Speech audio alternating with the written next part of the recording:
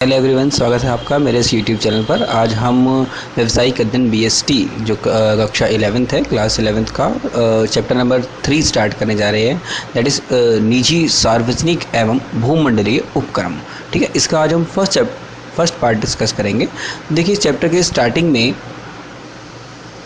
Basically जो बताया गया है वो परिचय में आपके जैसे पड़ोस के बाज़ार में एक एकल स्वामित्व की दुकानें हैं। जैसे आप नॉर्मल शॉप पे जाते हो तो एक अकेला ही उसका मालिक होता है। बड़े फुटकर व्यापार संगठन हैं जिनका संचालन कई कंपनियां मिलकर करती है।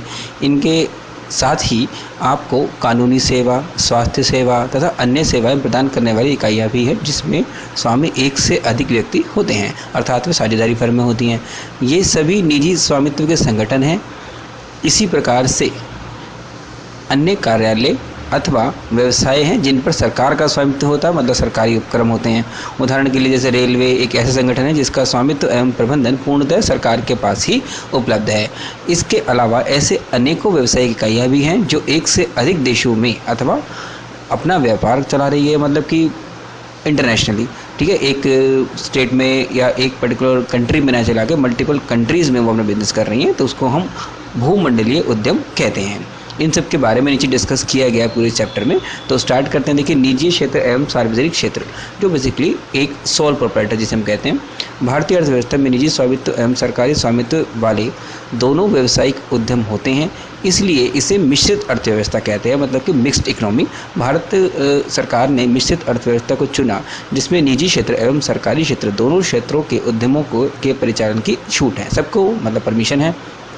सार्वजनिक क्षेत्र में जो संगठन होते हैं उनकी स्वामी सरकार होती है और सरकार ही उनका प्रबंध करती है। इन संगठनों का स्वामित्व पूर्ण रूप से अथवा आंशिक रूप से राज्य सरकार अथवा केंद्रीय सरकार के पास ही होता है। ये संगठन किसी मंत्रालय के अधीन भी हो सकते हैं, मतलब किसी एक डिपार्टमेंट के अंडर, और या फिर संसद द्वारा पारित विशेष अधिनियम द्वारा इनकी स्थापना हो सकती है। ऐसा भी पॉसिबल है इंडिया में। नेक्स्ट देखिए, इसमें 1956 की बात की गई है कि औद्योगिक नीति प्रस्ताव में सार्वजनिक क्षेत्र के लिए भी विकास एवं औद्योगिकरण की दर में तेजी लाने के उद्देश्य से कुछ लक्ष्य निर्धारित किए गए थे, जो कि 1991 की औद्योगिक नीति पिछली औद्योगिक नीतियों से भिन्न थी, क्योंकि इसमें सरकार ने सार्वजनिक क्षेत्र में विनिवेश पर विचार किया कि हम जो गवर्नमेंट का जो एक पर्टिकुलर अंडरटेकिंग है उसमें निजी क्षेत्र को भी विकास के लिए उपलब्ध कराया गया है एवं निजी क्षेत्र को भी अधिक स्वतंत्रता दी गई। साथ ही भारत से बाजार के व्यावसायिक ग्रहों को भारत में प्रवेश प्रत्यक्ष विदेशी निवेश के लिए प्रमाणित किया गया, कि मतलब कि बोर और दूसरे व्यवसाय भी आकर भारत में सीधा विदेशी निवेश को कर सकें। ऐसा 1991 में नीति लाई गई। सार्वजनिक क्षेत्र के उद्यमों के संगठन के स्वरूप क्या होते हैं? देखिए, ये स्वरूप है एकल स्वामित्व भी हो सकता है, साझेदारी, अविभाजित हिंदू परिवार, सहकारी समितियां एवं कंपनी भी हो सकती है। देखो, आज विश्व के इस उदारीकरण एवं प्रतिस्पर्धा के दौर में, मतलब कि जो कंपटीशन चल रहा है, इसमें उपेक्षा की जाती है कि वे देश के आर्थिक विकास में योगदान करें। इन सार्वजनिक उद्यमों की स्वामी जनता है तथा ये संसद के माध्यम से जनता के प्रति जवाबदेह होते हैं।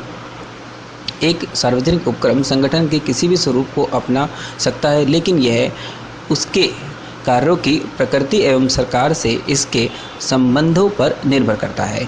ठीक है, जैसे कि सार्वजनिक उद्यमों के संगठन में निम्नलिखित स्वरूप हो सकते हैं, जैसे कि विभागीय उपक्रम भी हो सकता है, वैधानिक उपक्रम निगम भी हो सकता है और सरकारी कंपनी भी हो सकती है। इसके बारे में डिटेल बताई गई है। देखिए, जैसे विभागीय उपक्रम सार्वजनिक क्षेत्र के उपक्रमों का यह सबसे पुराना एवं परंपरागत मतलब ट्रेडिशनल रूप यही है।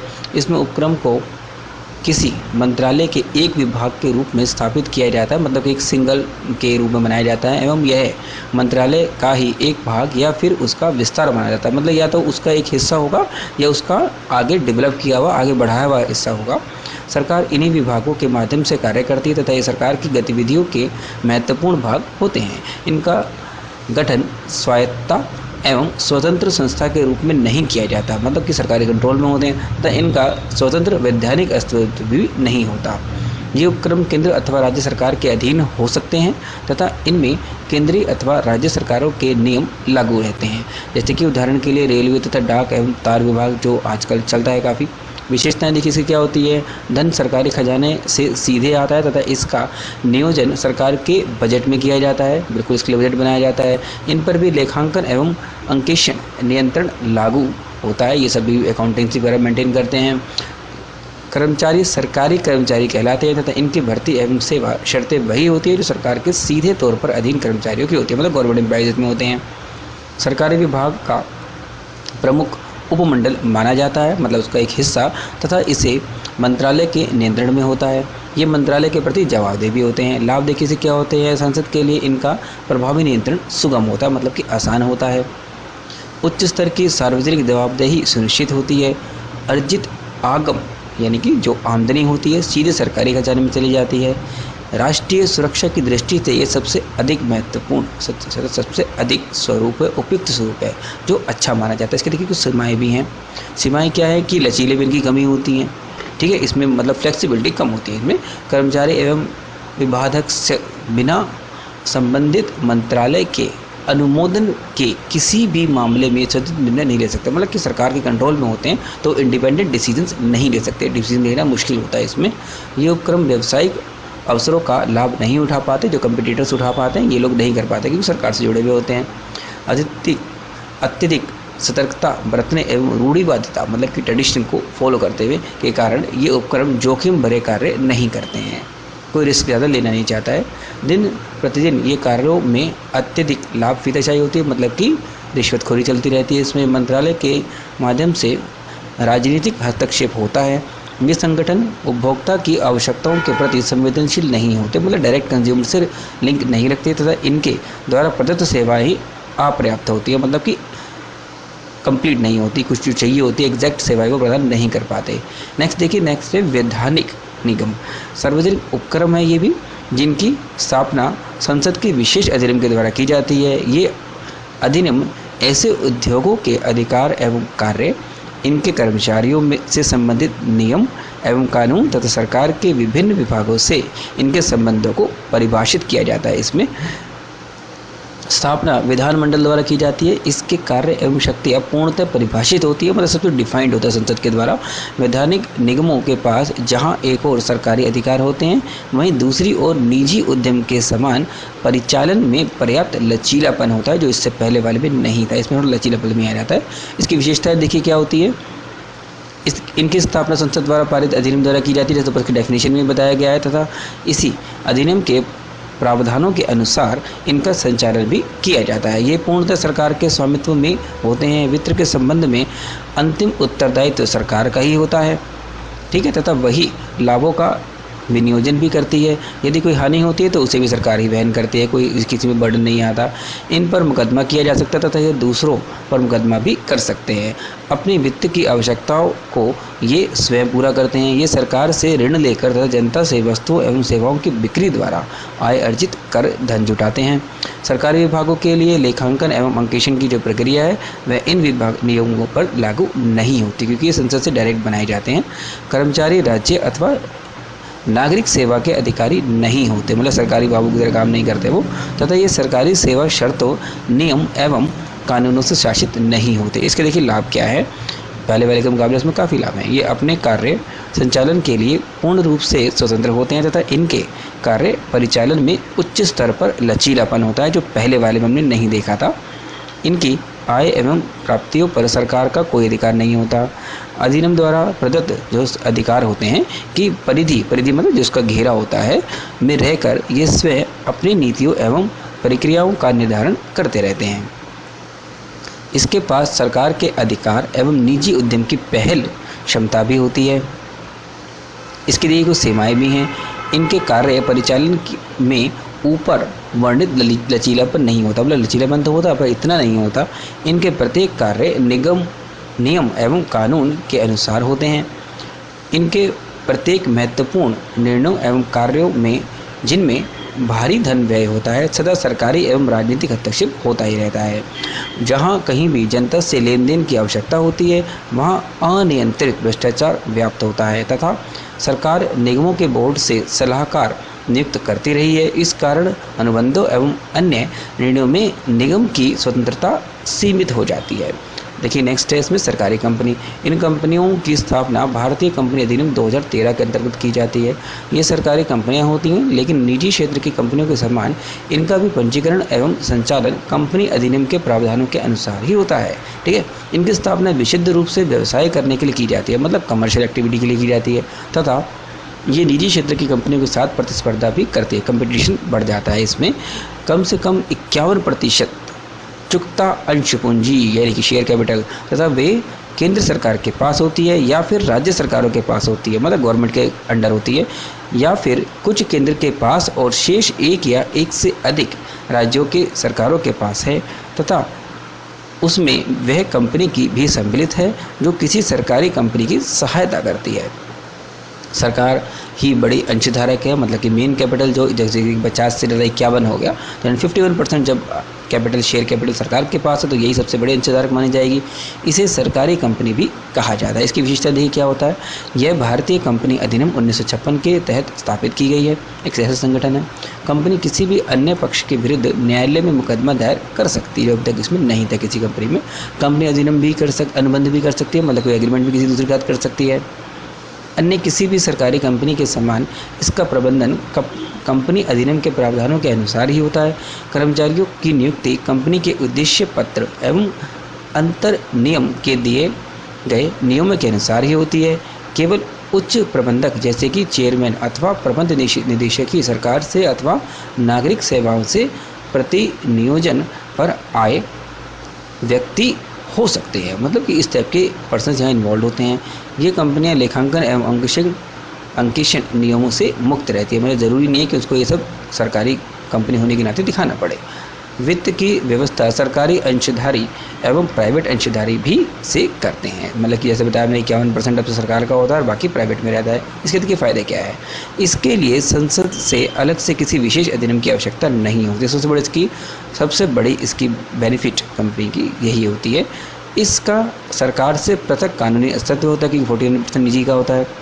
प्रबंधन संबंधी निर्णय लेने में इनको पूर्ण स्वतंत्रता मिली होती है तथा ये सभी कदम व्यावसायिक दूरदर्शिता के अनुसार उठाते हैं, कि मतलब कंपटीशन को ध्यान में रखते हुए उचित मूल्य पर वस्तुएं एवं सेवाओं को उपलब्ध कराए ये बाजार पर हावी भी हो सकते हैं। सीमाएं क्या हैं। कंपनी अधिनियम के प्रावधानों का कोई औचित्य नहीं रह गया है आज के दौर में। ये संवैधानिक उत्तरदायित्व से बचती हैं, जबकि सरकारी वित्त वाली कंपनी होने के कारण इन्हें ऐसा नहीं करना चाहिए। एकमात्र अंशधारक सरकार ना होने के कारण इनका प्रबंध एवं प्रशासन दोनों ही सरकार के हाथ में होता है। ठीक है, मतलब ऐसा होता है ना कि अंशधारक एकमात्र सबसे बड़ा इसमें सरकार ही होता है, तो उसका प्रबंधन प्रशासन ज़्यादातर सरकार के हाथ में रहेगा। सार्वजनिक क्षेत्र की बदलती भूमिका देखिए क्या है। जो हम गवर्नमेंट सेक्टर्स की बात करते हैं तो उसमें क्या आज के टाइम में उसका रूल्स एंड रेगुलेशन चेंज हो रही है। देखो, स्वतंत्रता प्राप्ति के समय यह आशा की गई थी कि सार्वजनिक क्षेत्र उद्यम व्यवसाय में प्रत्यक्ष रूप से भाग लेकर अथवा एक उत्प्रेरक, मतलब कि उसको कुछ प्रेरणा प्रदान करने वाले के रूप में अर्थव्यवस्था के कुछ उद्देश्यों को प्राप्त करने में महत्वपूर्ण भूमिका निभाएंगे। जिन परियोजनाओं में भारी निवेश की आवश्यकता थी तथा फल प्राप्ति की अवधि भी लंबी थी, मतलब कि बेनिफिट्स बहुत टाइम बाद मिल रहे थे, इनमें निजी क्षेत्र निवेश करने का इच्छुक नहीं रखता था। इसलिए सरकार ने मूलभूत ढांचे के विकास एवं अर्थव्यवस्था के लिए आवश्यक वस्तुओं एवं सेवाओं को प्रदान करने का दायित्व अपने ऊपर लिया। विकास के प्रारंभिक दौर में पंचवर्षीय योजनाएं, जो कि 5 ईयर्स प्लान होते हैं, ने सार्वजनिक क्षेत्र को काफ़ी महत्व दिया। 90 के दशक के उत्तरार्ध में नई आर्थिक नीतियों के उदारीकरण, निजीकरण एवं भूमंडलीकरण पर अधिक जोर दिया गया। सार्वजनिक क्षेत्र की भूमिका की पुनः व्यवस्था भी की गई। अब घाटे एवं निवेश पर प्रतिफल के लिए उन्हें उत्तरदायी ठहराया गया, कि मतलब अगर घाटा होगा तो उनको हटाया भी जा सकता है वहाँ से। सार्वजनिक क्षेत्र की अकुशल इकाइयों के कार्यों की समीक्षा के लिए कमेटियों का गठन किया गया तथा उनमें इस पर रिपोर्ट मांगी गई कि उनकी प्रबंधकीय कुशलता एवं लाभप्रदता में सुधार कैसे किया जाए। मतलब अगर कोई ऐसा गवर्नमेंट का सेक्टर है जो कि लॉस में जा रहा है तो उसके ऊपर एक कमेटी बनाई गई। अब सार्वजनिक क्षेत्र की भूमिका वैसे बिल्कुल भी नहीं रही जिसकी कल्पना 60 से 70 के दशक में की गई थी। अब काफ़ी इसमें नवीनीकरण किया जा चुका है। मूलभूत ढांचे का विकास किया गया, जैसे कि स्वतंत्रता के पूर्व आधारभूत ढांचे का विकास नहीं किया गया तथा इसलिए औद्योगिकरण की गति धीमी थी। निजी क्षेत्र के भारी उद्योगों में निवेश करने अथवा किसी भी रूप में इसका विकास करने में कोई पहल नहीं की गई थी। उनके पास ना तो प्रशिक्षित कर्मचारी थे और ना ही पर्याप्त धन, जिससे कि वे तत्काल भारी उद्योगों की स्थापना करते, जो कि अर्थव्यवस्था की डिमांड थी। ठीक है। रेल, सड़क, समुद्र एवं वायु परिवहन सरकार का उत्तरदायित्व है, जिसमें कि लाभ काफ़ी देर में अर्जित किया जा सकता है। इनके विस्तार का औद्योगिकरण में भारी योगदान रहा है तथा उन्होंने भविष्य के आर्थिक विकास को सुनिश्चित किया। जिन क्षेत्रों में उसे निवेश करना था वे क्या थे? देखिए, मूल क्षेत्र के लिए आधारभूत ढांचा तैयार करना, मतलब कि जो मेन आपका क्षेत्र था, मेन जो एक एरिया था, उसमें आधारभूत ढांचा बनाया जाए, जिसके लिए भारी पूंजी निवेश, जटिल एवं आधुनिक तकनीक का ज़रूरत पड़ती थी। बड़े एवं प्रभावी संगठन ढांचों जैसे कि स्टील संयंत्र, स्टील जो आजकल बहुत सारे प्लांट्स आपने देखे होंगे गवर्नमेंट के ही हैं, बिजली उत्पादन संयंत्र, नागरिक उड्डयन, रेल, पेट्रोलियम, राज्य व्यापार, कोयला आदि की आवश्यकता होती है। जहां निजी क्षेत्र के उद्यम अपेक्षित दिशा में कार्य नहीं कर रहे हों, जैसे कि रासायनिक खाद बनाना, दवा उद्योग, पेट्रो रसायन, अखबारी कागज़, मध्यम एवं भारी अभियंत्रिकी, मतलब कि जो इंजीनियरिंग होती है, भावी निवेश की दिशा देना, जैसे कि होटल, परियोजना प्रबंधन, सलाहकार एजेंसी, वस्त्र उद्योग और ऑटोमोबाइल। अब क्षेत्रीय संतुलन की बात की गई है, जैसे कि एक राज्य में कुछ अच्छा डेवलपमेंट हो रहा है, दूसरे में नहीं हो पाता, उसके बारे में बात हो रही है। क्षेत्रीय असमानताओं को दूर करना सरकार का दायित्व है, क्योंकि वो बेसिकली सोशल वर्क ज़्यादा सरकार का ही रिस्पॉन्सिबिलिटी होता है। 1951 के बाद सरकार ने अपने पंचवर्षीय योजनाओं में यह निश्चित किया कि उन क्षेत्रों का अधिक ध्यान दिया जाएगा जो पिछड़ रहे हैं, तथा वहाँ सोची समझी योजना के अनुसार सार्वजनिक क्षेत्र के उद्यम स्थापित किए गए। लोगों को रोजगार दिलाने एवं सहायक उद्योगों को विकसित करने के लिए इन स्टील संयंत्रों की स्थापना की गई। इनके लिए सरकार को पिछड़े क्षेत्रों में नए उपक्रमों की स्थापना करनी पड़ी तथा साथ साथ पहले से ही उन्नत क्षेत्रों में निजी क्षेत्र के कुकुरमुत्ते, ठीक है, की तरह से हो रही वृद्धि को रोका गया। मतलब धीरे धीरे जो वृद्धि हो रही थी उसको रोकने के लिए, उसको तेज गति देने के लिए ये किया गया। बड़े पैमाने के लाभ, जैसे कि जिन क्षेत्रों में भारी पूंजी वाले बड़े पैमाने के उद्योगों की आवश्यकता होती है, वहाँ बड़े पैमाने के लाभों को प्राप्त करने के लिए सार्वजनिक क्षेत्र को आगे आए, जैसे कि बिजली संयंत्र लगाना कहीं पे, प्राकृतिक गैस, पेट्रोलियम एवं टेलीफोन उद्योग। ऐसे कुछ उदाहरण हैं जिनमें सार्वजनिक क्षेत्र में बड़े पैमाने की इकाइयों को स्थापित किया गया था। आर्थिक शक्ति के केंद्रित होने पर रोक लगाई गई, जैसे कि निजी क्षेत्र में कुछ ही औद्योगिक घराने होते हैं जो भारी उद्योगों में निवेश के इच्छुक होते हैं। इस कारण धन कुछ ही हाथों में केंद्रित हो जाता है, जिससे एकाधिकार को बढ़ावा मिलता है कि मतलब एक ही कुछ बड़े बड़े घराने बन गए, वही सब धन अर्जित कर रहे हैं। इससे आय की असमानता पैदा होती है, मतलब कुछ तो बहुत ज़्यादा अमीर हो गए जिनको बहुत ज़्यादा आय हो रही है और कुछ को बिल्कुल भी आय नहीं हो रही, जो समाज के लिए हितकर नहीं था। इसको जो लाभ होता है उसमें बड़ी संख्या में कर्मचारी एवं श्रमिक का भी हिस्सा बांटते हैं। इससे निजी क्षेत्र के लोगों के हाथों में धन एवं आर्थिक शक्ति से केंद्रित हो पाती। ठीक है। अब देखिए नेक्स्ट है आयात की प्रतिस्थापना। इसके बारे में चलिए हम नेक्स्ट वीडियो में डिस्कस करेंगे। अगर देखिए आपको वीडियो अच्छा लगता है तो ज़रूर इसको लाइक कीजिए, चैनल को सब्सक्राइब कीजिए, ज़्यादा से ज़्यादा चैनल को कमेंट्स कीजिए, अगर कोई डाउट है आपके पास शेयर कीजिए। Thank you friends.